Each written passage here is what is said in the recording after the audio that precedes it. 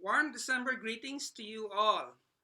Welcome to today's MEI webinar, The Writers Network, How to Grow Authentic and Enriching Relationships that Boost Your Writing Career for Life.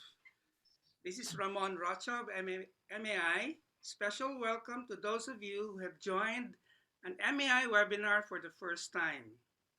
Yeah. MEI's mission is to help equip and encourage Christian writers and publishers, especially from the hard places of the world, to create life-transforming materials that will nurture the church and impact society. We are blessed to have two best-selling BFF authors to share with us this morning. I'll introduce Cindy and we'll let her introduce her longtime friend, Tricia, later. I first met Cindy Coloma. At that time, she was known as Cindy Martinussen.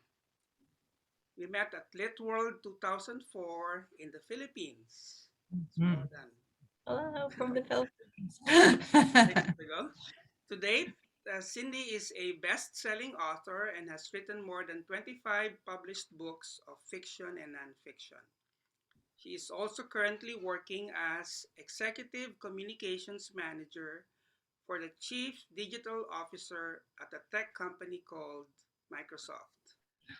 We are privileged, MEI is privileged to have Cindy serve as a member of the MEI International Board. Thank you, Cindy, and please take it away. All right. Thank you, Ramon. And yes, it's been a long time that we have known each other, Ramon, and I am super excited to welcome Tricia Goyer, who we were just talking earlier this morning that we have known each other for 32 years now. So when we talk about today creating a writers network for life, we really, really mean it. And we are proving that out. So I'm very happy to have all of you here. I'm in the chat. We are seeing that you are from South Africa, Burundi, and the Philippines. And and you were there in 2004 as well. That's wonderful. Great to see you again. It's been a few years, hasn't it? So Tricia and I met years ago. We're going to talk about that. We're going to talk about just how to grow a writers network, why you should do that, the importance, and how it really boosts not just your career, which it definitely does. And Tricia, especially, we will talk about how that has done that for her and for me, but also just how it enriches your life. So I'm going to be doing kind of interview style with Tricia, but in the chat, please drop any questions that you have. We're going to leave room for time for Q&A. You can also use the hand raise function at the bottom. And especially once we get to the chat time, we would love for you to do that. So thank you for being here. And thank you, Tricia. I'm going to give a little bit of background. Your bio could be a novel. You don't need to read the whole thing. Honestly. No, I'm not. Well, and I'm not reading your bio, and that's the shortened version. If I were to actually give a bio, it would be novel sized. Yeah. It is just amazing the things you do. Tricia has written over 80 books. And she is a multi-award winner, an ECPA Silver Medallion Award, Christie Award nominee, best-selling author, 2 Carol Awards, on and on. She has written World War II fiction. She has a best-selling Big Sky and Seven Bridges for Seven Bachelors Amish series. She's a speaker. She does a lot of speaking. She's a podcaster, the Tricia Goyer Show. So definitely check that out. And she loves teaching other people about writing and homeschooling. On top of all that, just on the side, she's the mother of 10 children. I know. 10 children whom she homeschools. She's homeschooled all 10 of them. 4 of them are adults now, right? 4? Well, 5 are out of the house, 5 are still in the house. Oh my gosh. Yes. Steve, we need to catch up. That's why we're here. The real reason we're here. Yeah. And so when people say, I don't have time to write, if they talk to Tricia, they just that's the last time they can ever say that again. So I am just just excited to have this time for us together. And so welcome, Tricia. Thank you for joining MAI's webinar. Thank And you. we have a long history. We first met well, we could talk about our history, but even with MAI, we have a very long history of when we first met John Moss, like probably 18, 20 years ago. Yeah, probably. Yeah. But first, let's talk about how we met. So where did we meet? Was that at church? Conference? At Yeah. church. At church. We were sitting with our babies in the nursery at church, watching our kids crawl around and hit each other with toys. Yeah. And I clearly remember, I don't think it was the first time we met, but within probably the first couple months, you said that you were working on a novel, and I think it was like Roman times epic novel, and something inside me like lit up. And everywhere I go, whenever I talk about writing, I'm like, my friend we're just chatting. And when you said that, I'm like, I want to do that. It sounds so amazing. And I loved reading. I grew up loving to read, going to the library, reading lots of books, reading Christian fiction. And so it never before you said that crossed my mind that I could be a writer. And so you lent me some books on writing. I remember we went to our very first, about probably a year and a half later, our very first little writers group together. And so from the beginning, like you were right by my side, like someone just a couple steps ahead of me that had read the books on writing, that was like, yeah, we can do this together. And I know if I hadn't met you, if we hadn't gone to that little writers group in, Reading, and then to the writers conference, I would not have been on this journey. So truly, our friendship was like the first step into this journey that I have. Yes. And for me, I would have definitely given up way long ago without that connection, because it was just having someone else who didn't think I was kind of insane to be like, we were just moms. We were moms in a little country area in Northern California that, California sounds like it's palm trees and beaches. This was cows and ranches and small town. And we went to a very small church, and just, I think my dream, having someone, their dream sparked to write and be a writer, most certainly, mine had been sparked, but it would have fizzled out. All those rejection letters would have just sent me to something else. So it was definitely having that, our friendship, when I got down, you were more inspired and, writing away, and you'd be like, yeah, I worked all weekend and I got this many words. And I'd be like, oh my gosh, okay, I'm gonna keep going. I'm going to do it. Yes. Yeah. And then, so today, what we're wanting to really encourage is the importance of this, building a writers network. And one thing that, really changed for us was, first, our friendship, of course, but then second was for us to go to a small writers group, start being around other writers, hearing and understanding what publishing was about. And then our big leap into the world of the writing and publishing industry was going to Mount Hermon Christian Writers Conference, which is really amazing. All these many years later, it's got to be 27 years later from the first time. 27. Oh my God. Okay. He'll almost be it'll be 28 years. Okay. So when we go back next spring.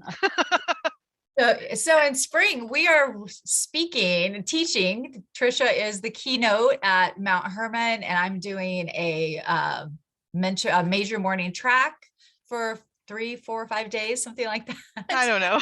I know. And so, as we talk about just building a writing network, you can see that through the scope of time, from the first time we went to a writers conference, now we're on faculty. We've both been on faculty we've been there before, but it's just at the time you're starting and building or in the middle of the journey, it can feel like so far, or what am I doing? Or there's so many things. And so being with other writers really helps. And for me and you to go to Mount Herman and actually interact, we showed up with our brochure, printed brochure with the pictures of these famous authors and editors and publishers and agents, and we were just like blown away. And that was like really the next step in making writers building a writers network. We ended up from there really connecting to Robin Jones Gunn, who is one reason we're here with MAI. Robin Jones Gunn has been instrumental in our lives, and you've written a book with Robin, and so I'm working on my second book with Robin. One, yes, and tonight we're doing a webinar for single women on praying for your future husband. I'm like, how cool! In one day, I get to do a webinar with Cindy. Tonight, I get to do one with Robin. It's like this perfect day. This is amazing. Yeah. And so, and all that. So we met Robin, our very first writers conference at Mount Herman, 1994 then? I think so. When I was pregnant with Nathan.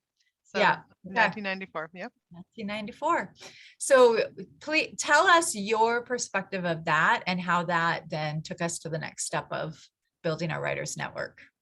Well, I think going there, I mean, I had taken some college classes. I had my high school diploma, but I didn't have a college degree. I was 22 years old.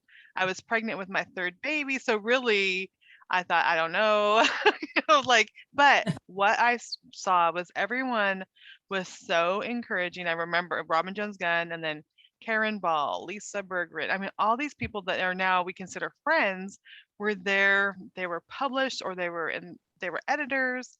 They're people in publishing, and just realizing, I mean, I remember sitting at a table and my knees would be shaking so bad as I'm trying to eat lunch by these professional people. And what I realized is they just poured into us, that no one laughed and like, ha ha ha, you're never going to be a published author. They encouraged us, and there's times they prayed for us. And not only the ones that were published, but we also met groups of other people that were there for their very first time too, that wanted to be authors. And that's really when we connected with other authors, and over email, because there wasn't any Facebook, there wasn't any social media. We would send prayer requests back and forth for 12 years, 10 years. I mean, a long time. Yeah. And through that time, I would say probably most of us are published, and we're in, writing books and podcasting or speaking or doing ministry. And it was all these people that were gathered there for the very first time that had not even gotten anything published, that are all now published. All these years later, we still keep in touch with each other. So it's amazing to see that it really has been those people praying and encouraging and helping and inspiring and critiquing and brainstorming. All these things has really made a huge difference over time. Yeah, I absolutely agree. And that group, we called ourselves One Heart, and Tricia kept us organized. And this was all, just a group we would send. We didn't have video chats or anything like that. We would all try to go every year to Mount Herman for many years. But even before that, our first time when I met Robin, I had to write her a real letter, because I don't even think she was on email, or I was barely on. We're really aging ourselves by saying these things. I know. We figured it's been, our boys, it's been 32 years since we've been friends. But having that next step of building just a group of people who all had the same dream and had the same ideas. It wasn't a competitive group. It was just a complete support group. It's very genuine and authentic. And I think that for me is what I feel is so important in building a writers network. Is just, it's not about who can I get to be in, this network of people that can help me get things published or have this outcome for myself. It's like, who are people who have the same dream, who have the same heart, and how can we help each other? Tricia, you and I critiqued each other's work for years. Yeah. Then we joined little online writers things where you'd have to write some short little thing, and then you'd get all these people would have to critique it, you'd critique. So we just, kind of dug into editing, writing, continuing to submit things, telling each other about things that are coming up. The reason we're with the literary agency, Books and Such, is because of Robin told us, my editor is becoming an agent. You should check her out. And she told us about that. And it's been 25 years that we've been with Janet now as well. And so it's just that sharing of ideas, and sharing, what you're hearing out in the world, that things are, this is a new idea or a new publisher, or, this is a new line or a new writers group that really, I think, was that next step. So we from Mount Hermon, we had our One Heart writers prayer group, and it was all on prayer. We would just share prayers, but then we would see each other in person. And then we also had a super small writers group locally, with Maxine Canberra, and we went to hers, and then later she and I started one, and we had our writers group I was there for 17 years. It's still going strong. That is In so cool. Anderson, since I moved away 7 years ago, they're still meeting. And so that, for me too, meeting every single month with a group, and just sharing our writing journey, sharing like, oh, this publisher, this magazine's looking for articles, or having just that iron sharpens iron was probably the next step. So for you, you moved away and then moved to Montana. Only after a year. Looking back now, it seems like we were there going to the group and doing stuff together for a longer period of time. But a year after, because Nathan was 1 when we moved to Montana. And so I think that's encouraging too, because some people say, well, there's no other Christian writers near me. But all these relationships continue to grow for decades, even though I moved 1,000 miles away. And so just because, yes, it's wonderful if we can have a local writing group, but also if you could have connections with people in different countries or different places, it just really is that accountability and praying for each other that really makes a big difference. You don't have to be local. You don't have to see each other face to face. Cindy, I don't even know how many years it's been since we've seen each other face to face. Way too long. But we still have that encouragement with each other and for each other. But when we moved to Montana, I had a little group up there that Joanna Weaver started. And so had that for a time. So I think whatever season you're in, just look around and look for those like-minded people. For me, when we got to Montana, I had just started getting things published, and Joanna literally was a pastor's wife who the local bookstore owner had told her about me, and she wanted to write, and she called me out of the blue and said, "Can I come to your house tomorrow?" I'm like, okay. And she's now, best-selling author also. So I think it takes being vulnerable though, and being willing to connect with people, and don't feel like you have to have your act together, because we have to be open to critique and open to encouragement, and all of those things is so important. Yeah, I think that's a big one too, is not feeling like being open to feedback, being open to revision, to think about it a different way. I think that another value of a writer's network is getting to hear, where I'm not ready, what I need, where I need to grow, but also learning to also when sometimes feedback is bad or sometimes it's discouraging. I've had friends go to writers' conferences and not write for 15 years because they got discouraged by some of the feedback. Wow.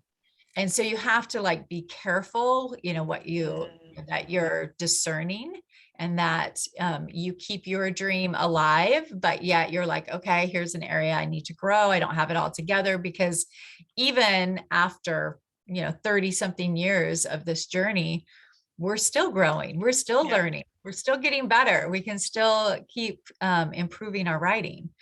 So next, I just thought we would go kind of to the jump ahead to publishing, and how a network can change your direction and life. And so one thing is, you came along on my I was doing research.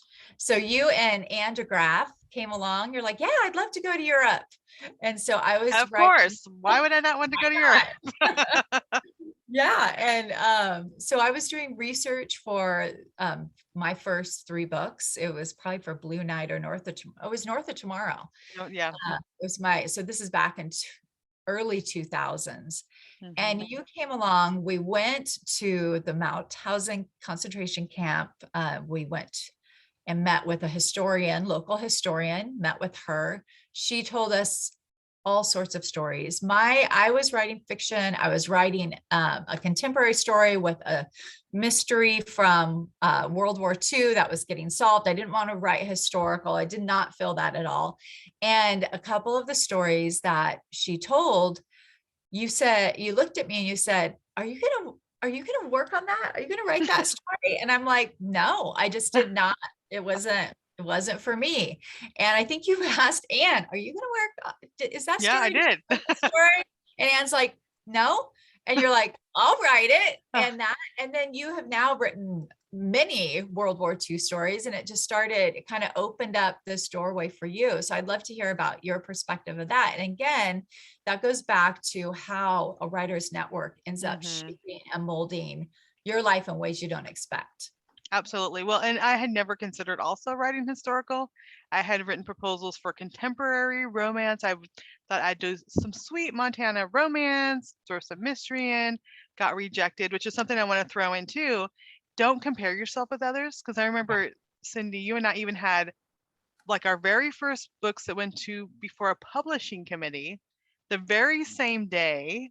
Yours got accepted and mine got rejected. And I'm like, what? I thought it would be like this perfect, we're both going to get accepted. And it didn't happen that way.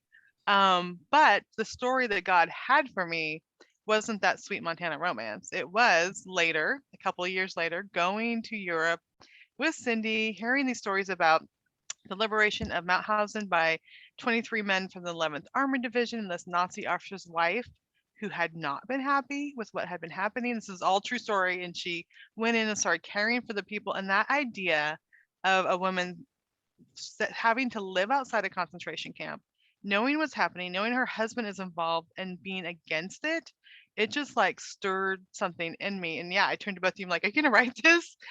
No, you weren't. I got more information. I got so it was originally your contact with Marta, your contact with Willie, all these people that you had built the connections with that had reached out to. All of a sudden I'm like, well, give me your email address, because I was the one that ended up writing the historical stories.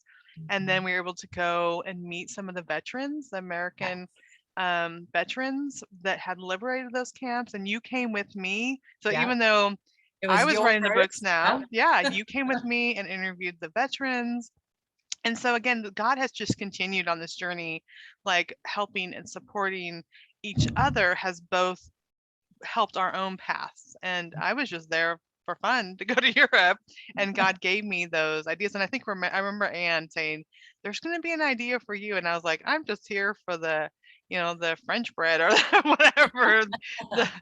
And instead God did have something for me. So that was really neat to see. And that continued. I've written over 25 books around World War II with some World War II tie, and then other things. But that initial idea that ended up becoming so important to me came from just being on a research trip with you. Yeah, that's amazing.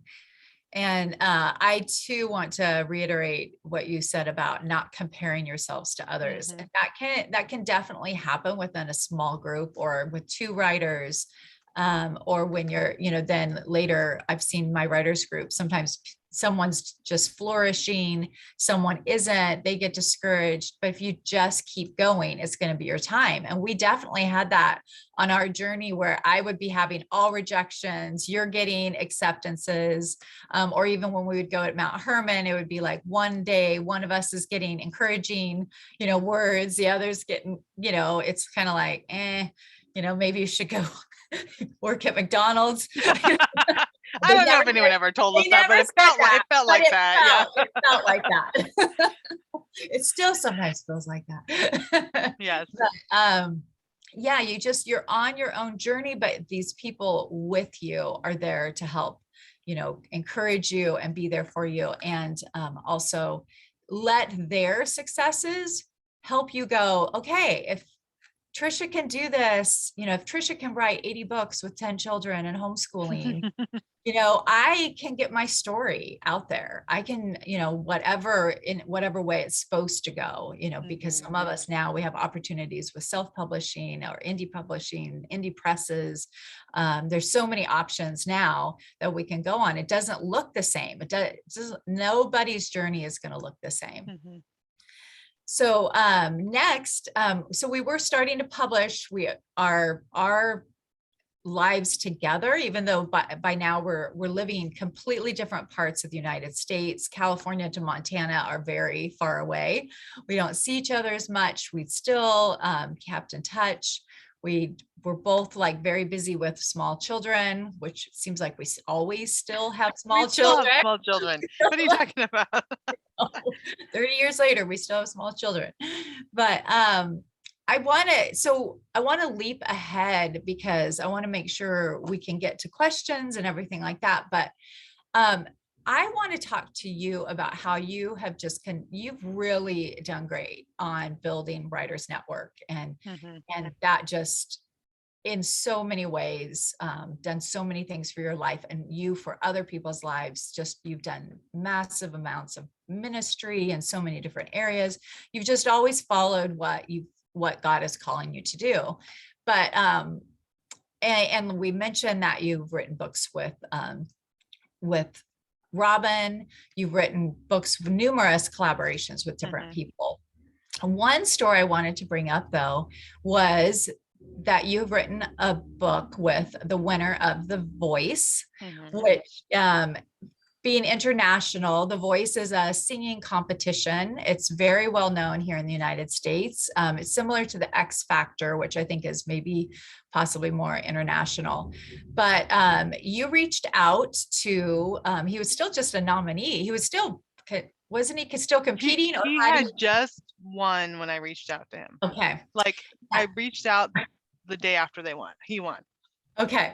Now, a couple things about this. This is like, you've already published, dozens and dozens of books, probably 70 at that time or 75. It's not, this is pretty recent, but I wanted to bring this one up for a few reasons. And that is that first of all, if you were just anyone reaching out, it wouldn't be possible. So I think you have to know where you're at in your journey.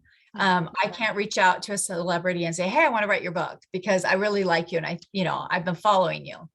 So you had established credentials. You had been out giving and doing things. You'd been publishing.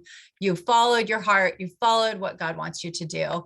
And so you had a body of work, you had a professionalism, but because you've done that, these new opportunities open, and definitely it's a heart thing. So you're listening to the contestant, you're like more and more like drawn to this. And then this is something I find that's really awesome about you, is you will follow up and then go for it. And so I would love to just hear just a bit of that story, because this is just one example of many times you've kind of done this in different areas, whether it be, I'm going to start a crisis pregnancy center in my town. You get like this, something in your heart and you just go for it. But I'd love to just hear just the top level version. And then other times that you feel like you've kind of done that, and then the doors that have opened because of it. And I think that's so important, because I think sometimes we hear like, if you're going to be a published author, you can only do, like, if you're a devotional writer, you do devotions. If you're a nonfiction memoir writer, you do that. If you're a novelist, you do that. And I think our agent has just learned to like, okay, just whatever. Because when I feel that inside me, I just have to. And it really, I feel like it is God that's stirring inside me. That's like, you need to do this. And it's not like, it's usually a voice that pops into my head. And I know it's not me. It's mostly that, like, God saying, you need to do this. You need to reach out to this person. You need to help that person. I've done that with a Holocaust survivor before. So it's been that like stirring inside where, okay, if I do not do this right now, it's going to drive me crazy, because I just feel that stirring inside me. And so when I love The Voice, Todd Tillman, he was the very first person that they showed during the competition. He was a homeschooling dad of 8. He was a pastor in a very small church in Mississippi. They had adopted 2 kids. And so I'm like, okay, big family, a pastor. His wife seemed awesome. You could just see from her personality on the show, they've adopted kids. So of course I'm cheering for him like the whole time. And then that he won the competition, which totally he did not think he was going to win, which another reason why I loved him, because he wasn't cocky. He was just like, I'm just a pastor. He'd never sung in concerts. And so this is really his step of faith inspired me, because he just went, his wife said, you go try out. He'd never sung any concerts other than church worship. And he won this huge competition. So I literally got on Facebook and said, does anyone know Todd Tillman or his family? Because at first I just wanted to interview his wife for my podcast, because I could just tell she was just so encouraging and inspiring. Within that day, someone connected with me. She was like, sure, girl, let's talk. And then I talked to my agent and it's like, what about a book? Because here is this tiny small town pastor that ends up winning this big competition. And so he won on a Tuesday. By next Monday, Janet and I were on a Zoom call with Brooke and Todd, and he is still, and I think this is why God does these things, because he's like, I don't know nothing about books. Like, he's like, my sermon notes don't even make sense to anybody. So God just inserted me into their lives, and we'd get on the phone, we'd get on a Zoom call, he would talk, I talked to Brooke, she would talk. And then out of that, I would just piece their story of adoption, they almost got divorced when they were a couple of years into their marriage, about being a pastor of a small church, and he followed his dad. So what's that's like, all these different stories. It really wasn't even about the singing competition. It was how God had just transformed them over the years. And so if you feel like that stirring inside you, that is, you could tell it's like God like tapping on your heart, or this is something you need to do, and it won't let go, really, really follow that. And it may not make sense to publishing like this, like all of a sudden veering off and interviewing the small town Mississippi pastor may not make sense at all, but it doesn't matter, because it's all about God's kingdom, and it's all about what he wants me to do. Adopting kids, we adopted 7 of our 10 kids, does not make sense if I'm trying to build a writing career. But it's just like I feel like when I follow God, when I follow that stirring in my heart, he always takes care of all the details.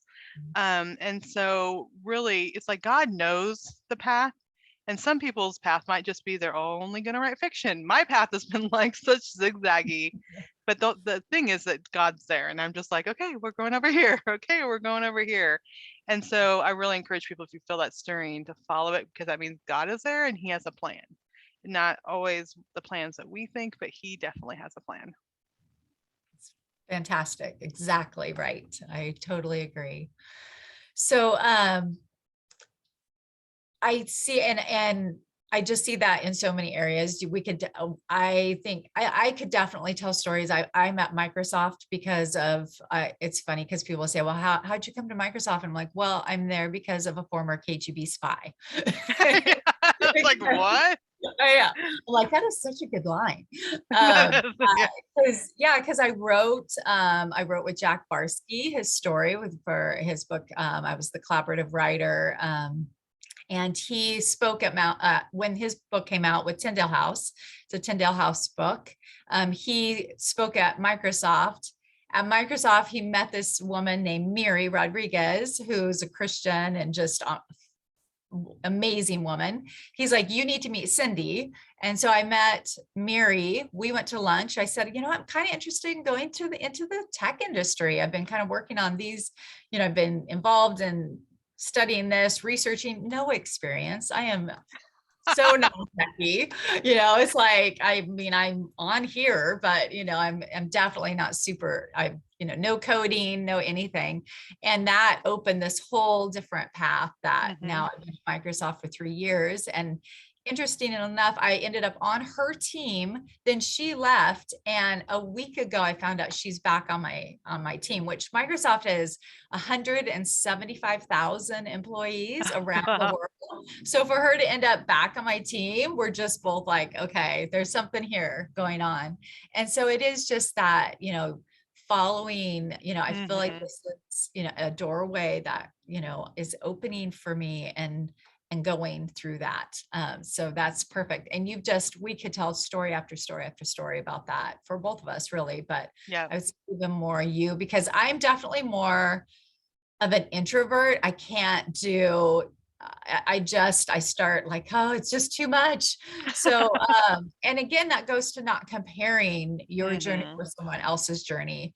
If I had 10 children and homeschooling and trying to write, I probably, my head would have exploded, but then, things that I do, other people can't do. So it's Right. just really is about knowing yourself, knowing your capacity, knowing what your season is. Seasons completely change. As our kids are getting bigger, finally, we've been raising children for 32 years.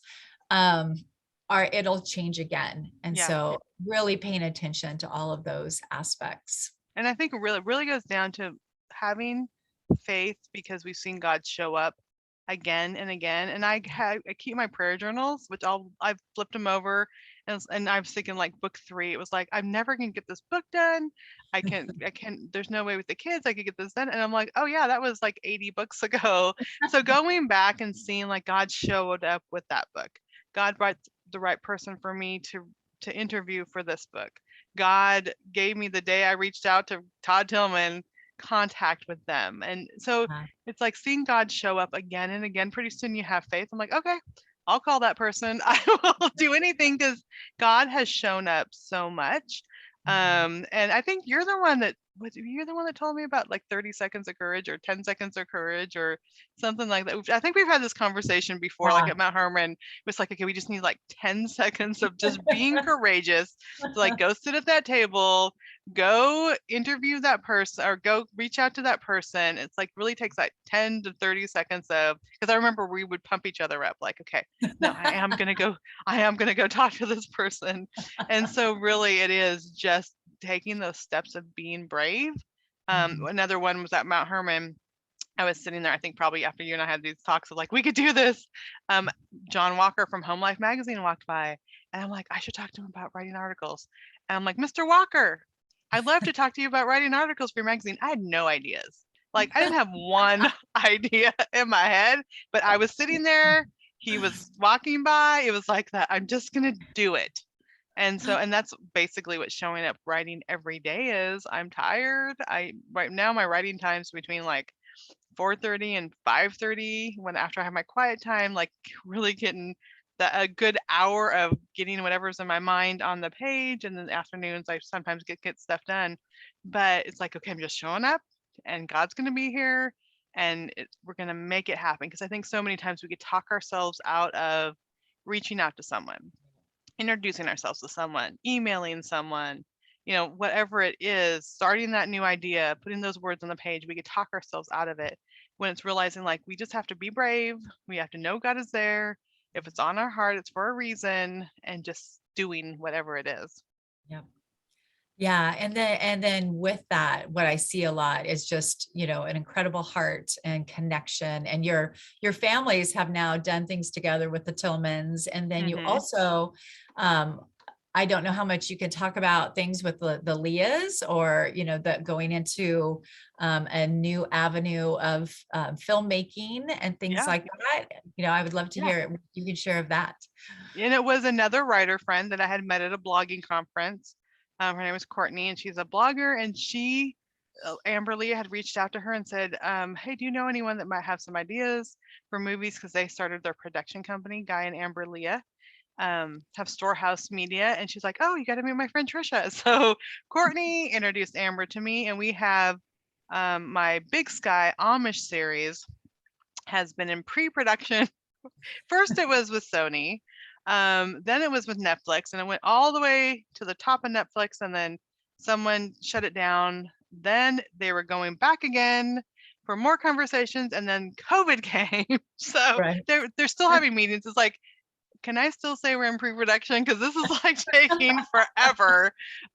Basically what it means is they have a contract that they have the rights to produce one of my Amish novel series into a TV show.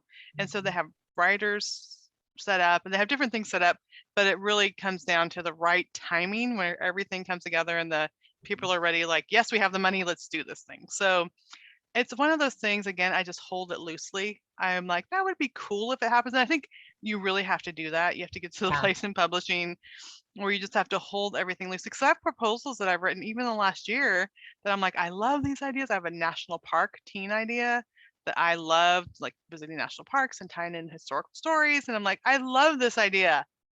I'm like crickets.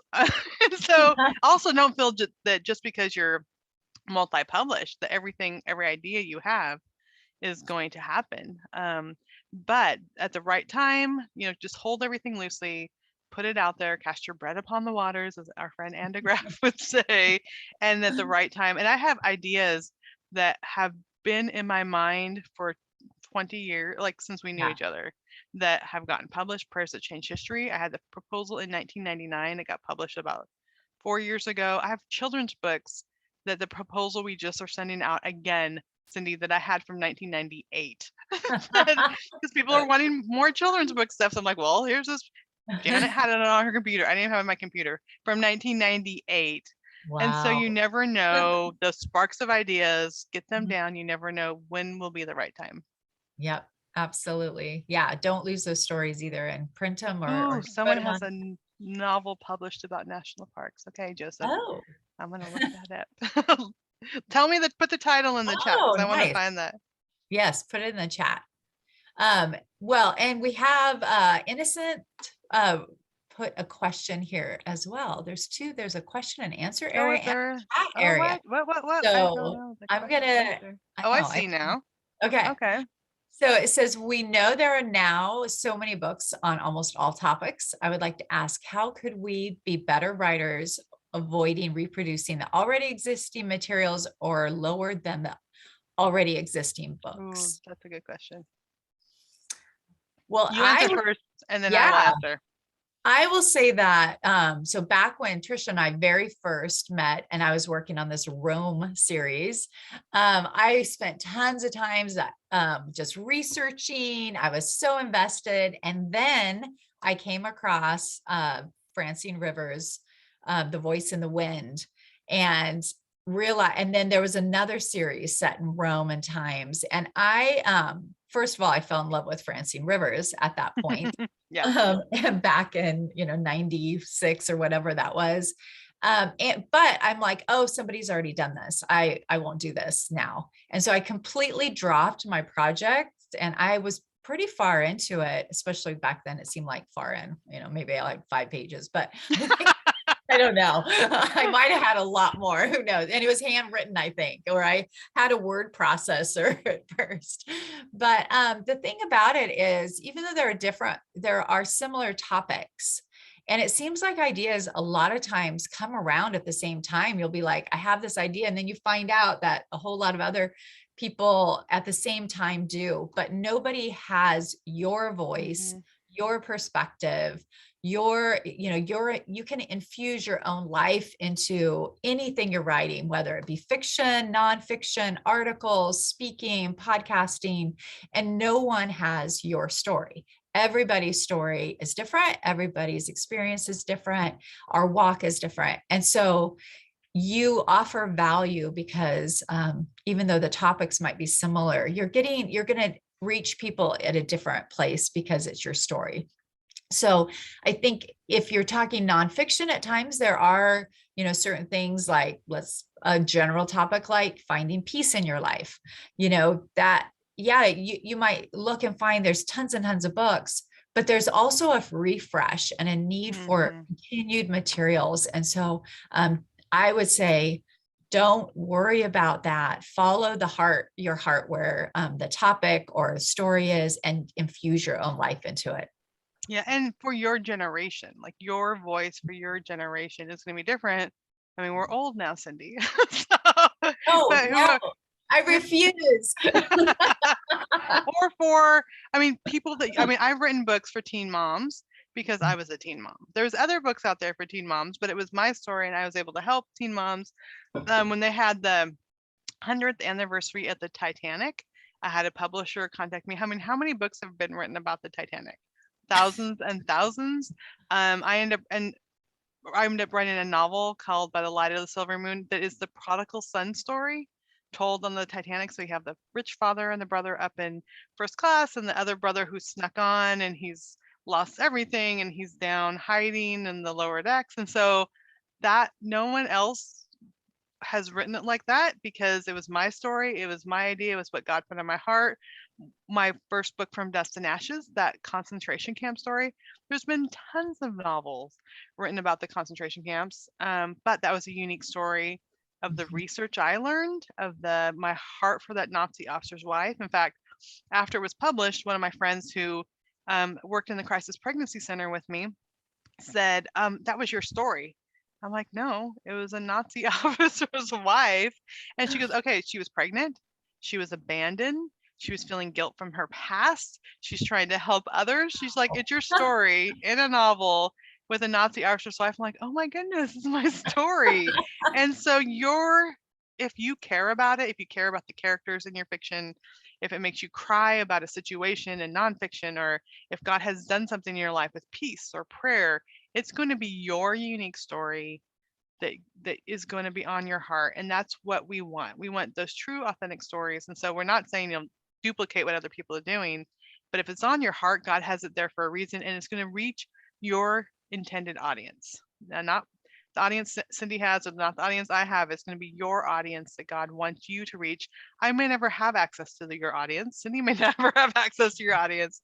And so just trust that the people that God puts in your life for your words will be there. And so don't feel like, oh, it's already been done, because almost everything, what Solomon said, there's nothing new under the sun. Everything has been done, but you are doing it in a unique way with the message that God has given you to share. Yes, exactly. Thanks. We have a couple other pre-submitted questions, and another one is from Innocent. She asks, I'm glad to see this opportunity, since I have been consumed by a mighty longing to reach out to people near and far with professional written materials. So I guess that wasn't a question, it was a comment, but yeah, so this, I hope, Innocent, and please join in the chat too. Any other questions you have, or just about building that, or creating kind of that writers network, which we've both been in, very small ones and very big ones. So and they all, I would say, each has their different value for sure. And then here's another question. Susan from Cambodia. I'm a 26-year-old author and lawyer. Would love to hear from the speakers the value created in authorship, the networking skills needed for publishing internationally with traditional publishers. So Tricia, I've been so after I published my own books for many years, I started doing collaborations for many years. And then the last 3 years I've been at Microsoft, and I do a lot of writing there, but it is a whole different type of writing. And so I'm less in the what's current with publishing now. So I'd love to hear even your thoughts on what she said in publishing today. Yeah, well, the wonderful thing about networking and publishing is that because of the internet and Zoom calls and all these things, we have access to everybody all the time. And so the encouragement I give people when I'm there, I'm like, go and know who is at the publishing houses, know the editors that are there, pay attention to the books they are publishing. Because first of all, your book is going to be uniquely fitted to certain publishing houses. Like if you want to write historical fiction, Bethany House does a lot of historical Christian fiction. My friend Tamara Alexander, she knew she wanted to write for Bethany House. She knew she wanted to write historical fiction. She went and looked on their website and found who the editors are. Then she went and read, I think it was like 80 of the books that they publish. And so she knew their tone, their style. And so when she submitted to the publisher, it was immediately a good fit for them. And so I think the first thing we need to do when it comes to traditional publisher, it's not like casting our words blindly out there, because there's different publishers and they have different audiences, they have different needs. And so it's really getting to know the publishing houses, getting to know the editors, getting to know the agencies. A lot of them have blogs.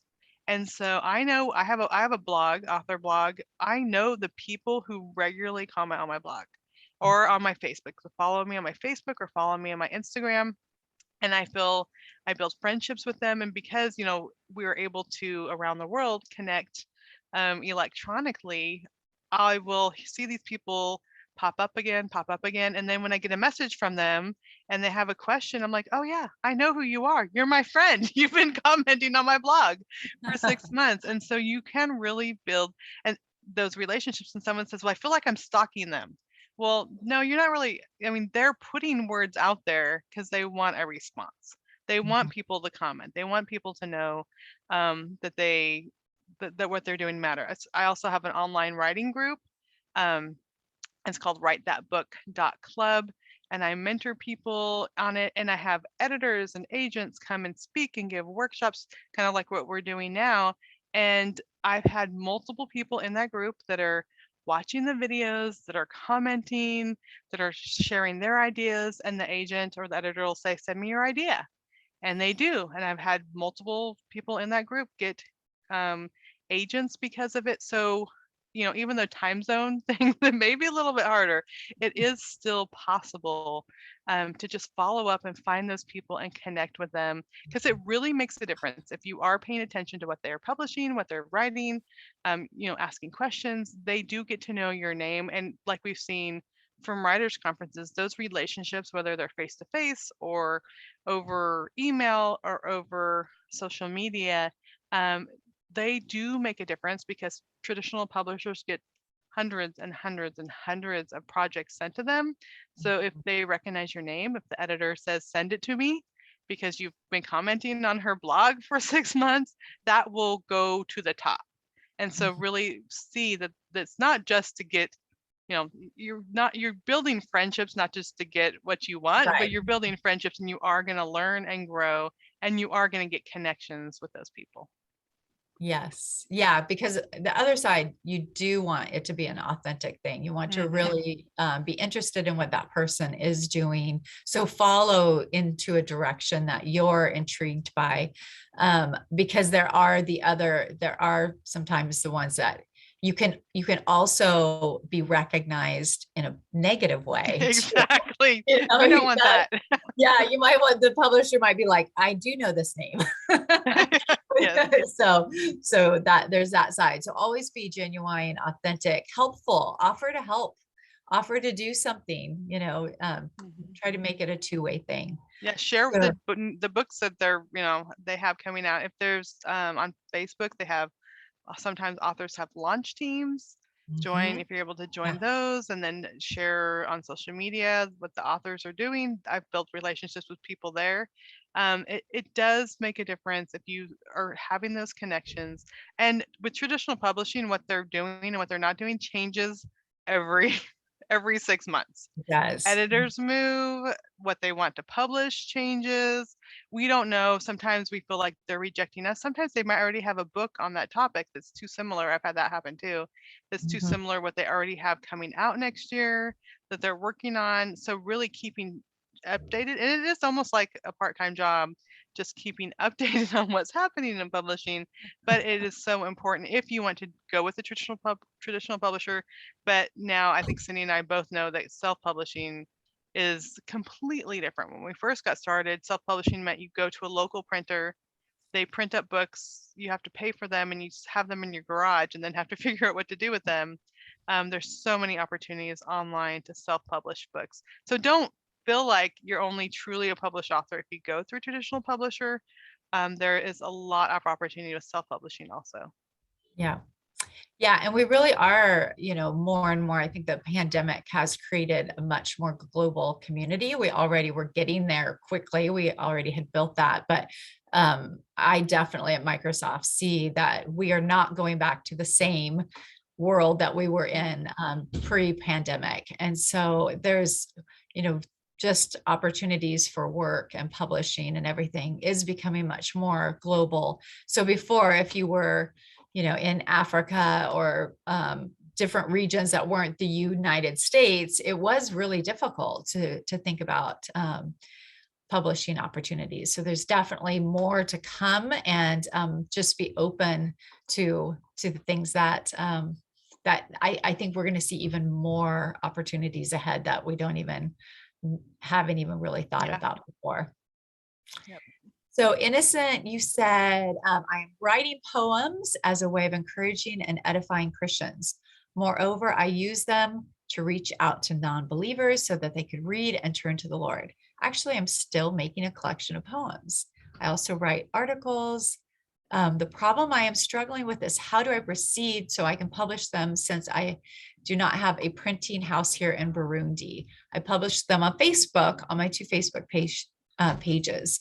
So yes, we will pray for you. And Tricia, do you have some thought? For me, just seeing that you're already publishing them on Facebook, you're reaching people more than you realize. We do get an idea of, it's got to be in this printed form.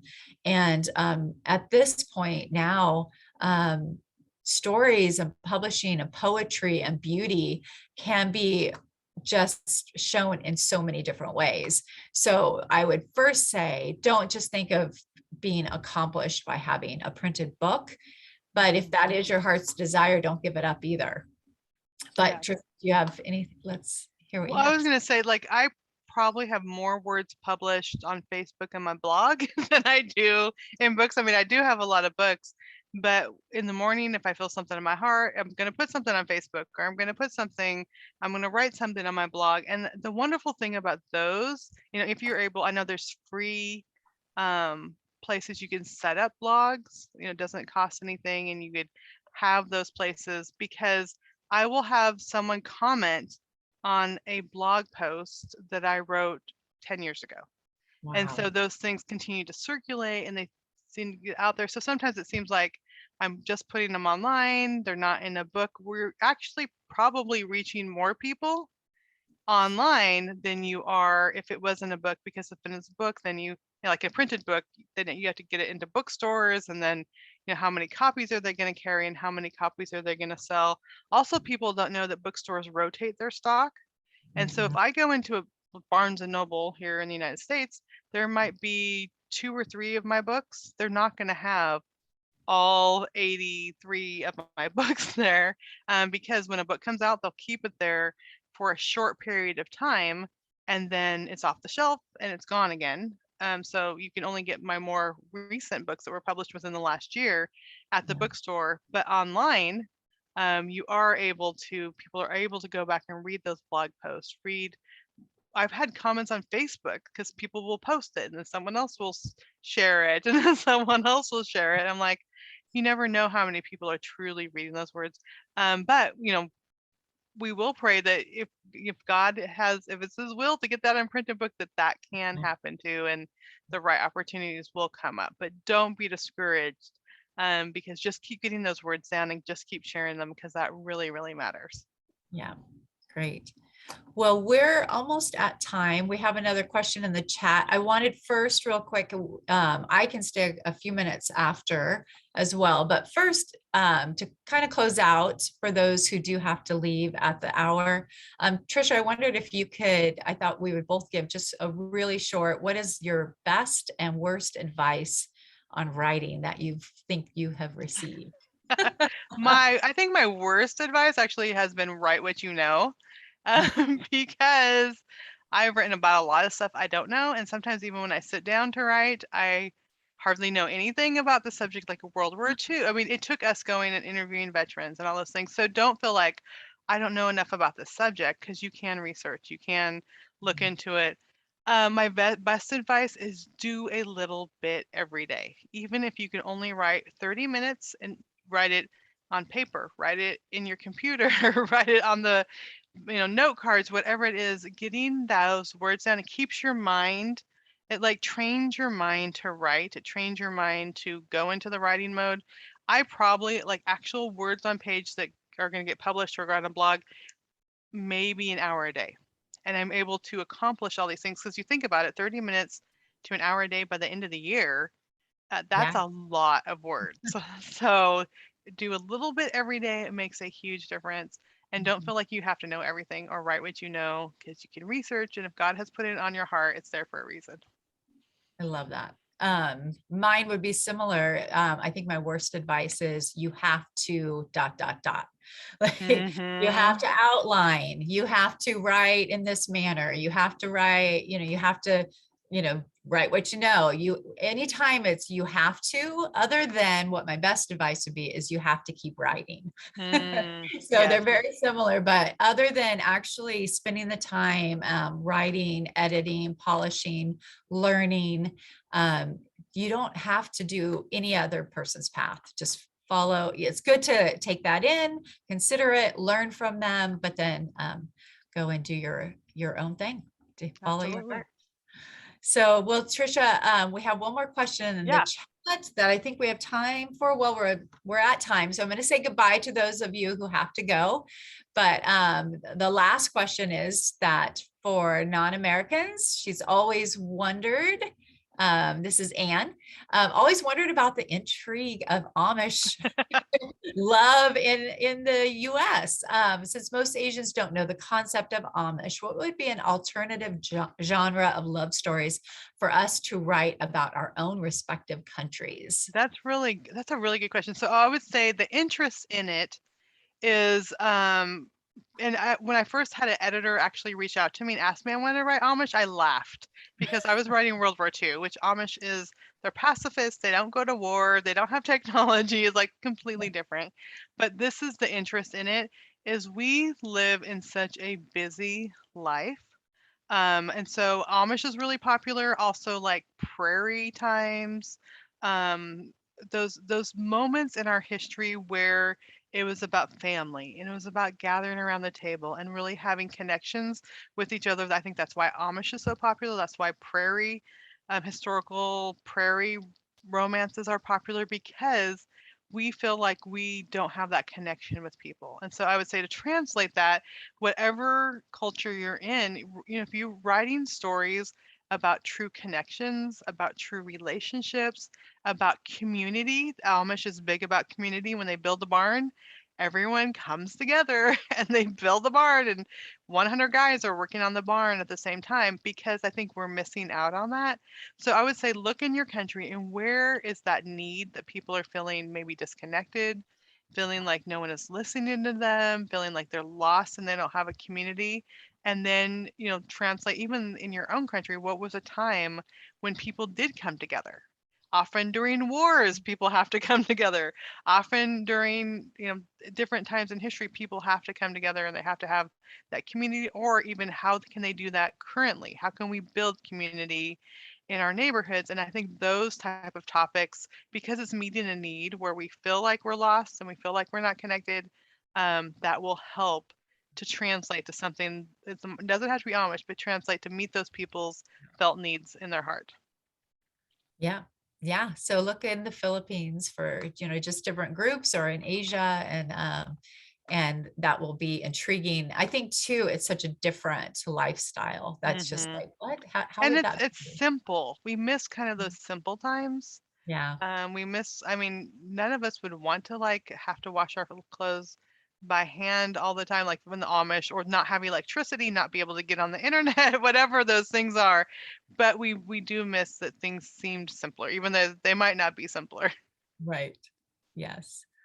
All right. Well, thank you all for being here, joining around the world. Yes. Completely different time zones. The sun's coming up here for me. I know it's going down, or it has been down for many of you. Thank you for being here. Thank you, Tricia, for being here. So great to see you again. We don't do Great this seeing you. enough. Yeah, I know. This was fun for us. Yes, it was. Thank you all, and blessings on your writing journey. Yes. All right. Bye.